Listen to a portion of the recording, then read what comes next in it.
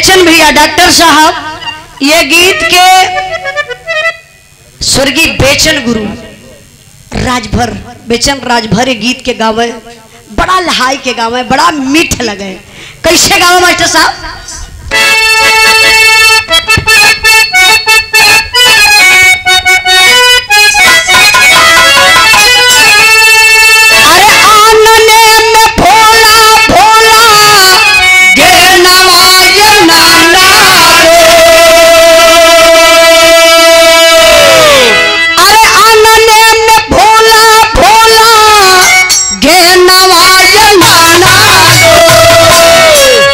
बाजले बढ़ाइया तुम्हारे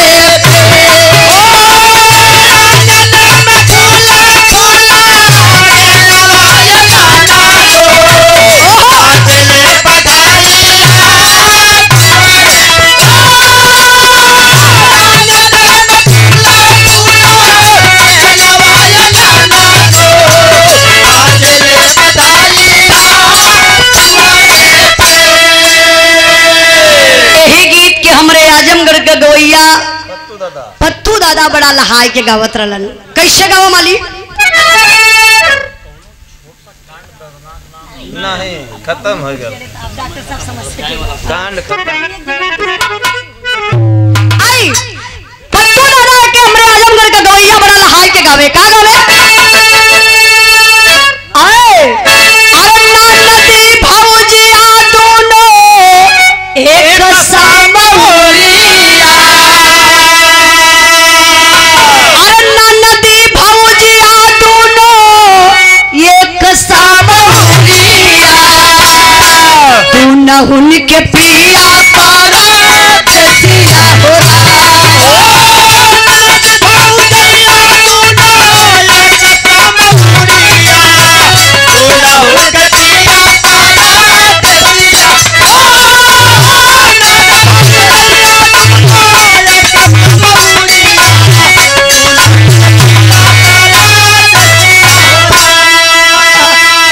भाव पर आप लोग ध्यान दी है। बाल लोग गीत लेकिन बड़ी वजन वजन बात बा। एक गीत में आप लोगों की है समझे के मिली कि दुनिया में सबके हारे के बा, चाहे कितनो बड़ा राजा हो, चाहे भिखारी हो, चाहे वो विद्वान हो, चाहे पहलवान हो, चाहे कोनो विभाग से हो, एक दिन हारे के बा। आखिर हारे के कैसे बा ये गीत के आखिरी में आप लोगों से बताई। कैसे मास्टर साहब?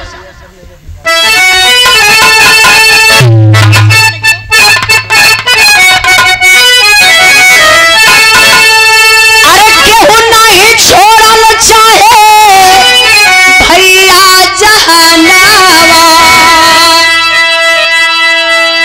अरे केहू नहीं छोड़ल चाहे भैया जहनवा,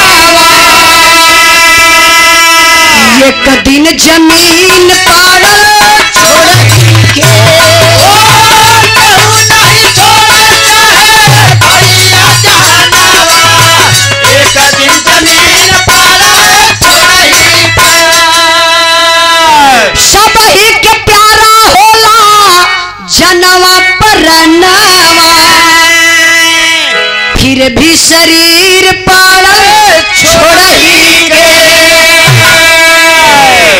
के अपन जान प्यारा ना बा। क्या बात है? अरे हरिश्चंद्र सब ही से मुख मोड़ली है, वचनबद्ध होके राजा पाट छोड़ दी है, केहू नाही छोड़ल चाहे बेटवा में हरिया, केहू नहीं छोड़ल चाहे बेटवा में हरिया, राजा के पहरल एक दिन छोड़ ही के, केहू नहीं छोड़ल चाहे बेटवा में हरिया, राजा के पारा एक दिन छोड़ ही के। बिरहा के मीडिया प्रभारी हमारे बड़े भैया कमलेश वर्मा जी की तरफ से 100 मास्टर 251 रुपए का पुरस्कार आपके चरणों में बहुत बहुत प्रणाम आशीर्वाद कचा रही। जरा गौर करेंगे, राजा हरिश्चंद्र एक राजा होकर के मुर्दा फूकने का काम किए। आप लोग कल्पना करिए, अगर अब कहीं एक लावारिस लाश रही, कोई आम इंसान के छुए कहबा तो दूरे हट जाई, छुए के तैयार ना हुई। सच्चाई बताओ थी, एक दिन एक्सीडेंट हो गल, हम लोग बिरहा गाय के उतरली, मऊ से बिरहा गाय के उतरली, इहे टाइम रहल। ये भैया तमाम लोग खड़ा हमारे रोड पे तमाशा देखत हुआ। हमार गाड़ी कुछ दूरी पर गई, रुकल गए, तो जब गाड़ी हमार रुकल तो हमारे हस्बैंड जी और इंद्राज भाई और चंदू चाचा ये लोग गईले तो देखत हो बेचारा वो स्टेयरिंग में दबल हो, ओकर पैर टूट गल हो, हाथ टूट गल हो, सर फट गल, खून बहत बा, और सब लोग तमाशा देखत बा। हमरे तो बड़ा क्रोध आइल। हम कहले यार इंसान, एक इंसान दबा हुआ है, आप लोग हेल्प नहीं कर रहे हैं, बस वीडियो बना रहे हैं, ये कौन सा तरीका है। तो हमारे पति देव चंदू चाचा इंद्राज भाई जाकर के उस गेट को किसी तरह से तोड़ने के बाद उस बेचारे को बाहर निकाले, एम्बुलेंस बुलवाएं, तब उसके बाद प्रशासन के लोग पहुंचते हैं। वो बेचारा था वहाँ का, मुंबई का या कहाँ का था, कानपुर का था। बताइए क्या इंसानियत है, इंसानियत मर गई। नहीं मेरे भाई, मैं आप लोगों से निवेदन करती हूँ, बिरहा एक मनोरंजन ही नहीं है, बिरहा से आप लोगों को कुछ ना कुछ सीख मिलेगी। आप महान कब हैं, आप इंसान कब हैं, जब दूसरे की मदद करेंगे तब आप इंसान हैं। जब आप किसी की मदद नहीं करते हैं तो आप समझ लीजिए इंसान नहीं बल्कि जानवर हैं। आप लोग अपने पर मत लीजिएगा, आप अपने बेटी का, बेटा का, कोई का ना कोई का सहारा बनते हैं। एक हैवान वो भी था पापी, जो कलकत्ता गैंगरेप में गाई हूँ, आप लोगों ने सुना। एक बेटी थी, आज हमारी बेटी कैसे घर से निकलेंगी, नारा है बेटी बचाओ बेटी पढ़ाओ, लेकिन हम लोगों का कदम रुक रहा है। कितनी बहन बेटियां पढ़ने से डर गईं कि जब हॉस्पिटल में लड़की सुरक्षित नहीं है तो फिर कहां सुरक्षित रहेंगी। जरा सोचिए, वो लड़की 12 बजे रात में घूम थोड़ी न रही थी, ममिता डॉक्टर, वो तो लोगों का इलाज कर रही थी। लेकिन ऐसे ऐसे हैवान पापी बैठे हैं जो किसी की बहन बेटी की इज्जत को इज्जत नहीं समझते हैं। इसलिए मैं आप लोगों से बताना चाहती हूँ, एक राजा होकर के मुर्दा फूकने का काम किए स्मशान घाट पे, आखिर क्यों। एक गाना का मतलब सिर्फ आखिरी में बताइए, जरा गौर करिए। अरे लगल श्री राम जी के धोबी का मेहना, हो लाल टूट पति पत्नी का बंधना। अरे लक्ष्मण जी चाहला सीता जय नहीं बनावा, लक्ष्मण जी चाहला सीता जय नहीं बनावा। आखिर में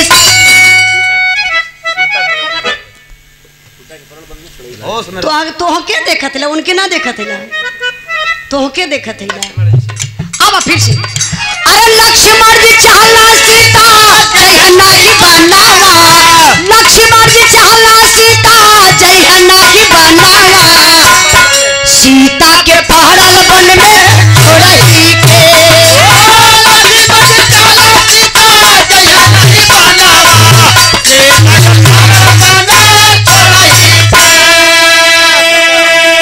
बड़ी पॉइंट की बात है। भगवान रामचंद्र जी के वनवास भल रहा, सीता माता जी के ना, लक्ष्मण जी के ना, सीता जी लक्ष्मण जी भगवान रामचंद्र जी के साथ में जंगल में गईले, एगो धोबी ताना मार डालस। जरा सोचिए, एक धोबी ताना मार डालस, वही भगवान रामचंद्र जी के आगे। जानती कैसे धोबी ताना मरलस? वो धोबिया का धोबिनिया कोनो काम से बेचारी घर से बहरे गई। कमलेश भाई जा मत, हमारे गीत का आखिरी लाइन है, जा मत। धोबिया का धोबिनिया घर से बहरे गई, धोबिया रात भर इंतजार कैलस, धोबिनिया बेचारी बारिश में फंस गई, घरे अवै में असमर्थ हो गई। जब सुबेरे का धोबिनिया आई तब धोबिया मुंगरा ले के सवाल कैलस, कलश का समझले हूँ हमके भगवान रामचंद्र जी रात बिताई के कहाँ जाइलू, कहले पति देव बहुत सुरक्षित रात बितौली। भगवान रामचंद्र जी के ताना लगल, ए बाबू भगवान रामचंद्र जी सीता मैया के बुला के अग्नि परीक्षा रहलन। आखिर क्यों? पूरे गाना का मतलब ये आखिरी लाइन में मास्टर साहब, अरे बिहारी गणेश सबसा मैया ये करा सके हो भी पार नहीं पावे। बिहारी गणेश सब समये करावे, ये करा से केहू भी पार नहीं पावे। पूरे गाना गौले का मतलब ही है भयल कि समय समय होत बलवान की कि ना पुरुष होत बलवान।